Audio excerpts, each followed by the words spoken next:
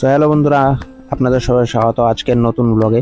তো আজকে ভিডিওতে দেখাবো আপনাদেরকে আমাদের এই যে ঘরটা দেখছেন, এখানে যে পিগলেটগুলো ছিল সমস্ত পিগলেটগুলো সেল হয়ে গেছে, আর দুইটা রয়েছে এগুলা অসুস্থ, যার জন্য বিক্রি করিনি।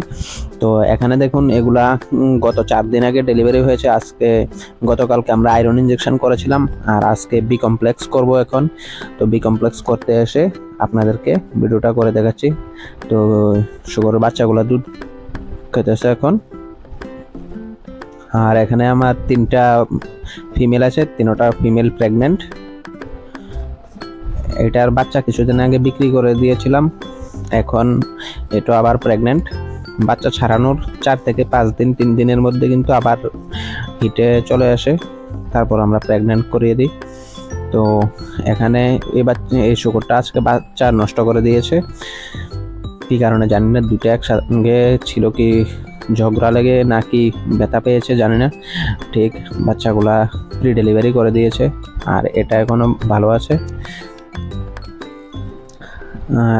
এখানে এটা দেখুন 3 রুম দখল করে 2টা শুকর এখানে থাকে। রুম এখন খালি আছে, বাচ্চা সব বিক্রি হয়ে গেছে, যার জন্য।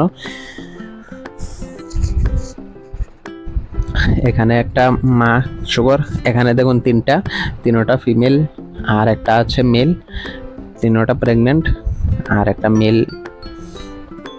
3টা ছোট থাকতে একসঙ্গে থাকে, এই জন্য একসঙ্গেই রেখে দিয়েছি 3টাকে। আর এখানে একটা বসে আছে, এটাও প্রেগনেন্ট। আর ওইখানে একটা আমাদের সেম আজকে 4 দিন সেম ডেতে 2টা ডেলিভারি হয়েছে। তো এটাও দেখেন দুধ খাইতেছে বাচ্চাগুলা। আর এখানে আমরা খাসি যে আমরা ফার্মের যে লাস্ট বাচ্চা থাকে যেগুলা বিক্রি করার পরে, এগুলা এখানে 4টা খাসি করে রাখছি, নিজের লেগে রেখে দিছি। আর এটা ফিমেল, এটাও এখনো ঘরটা ধোয়া হয়েছে না, যার জন্য ঘরটা নোংরা হয়ে রয়েছে। আর আজকের ফার্মের আপডেট।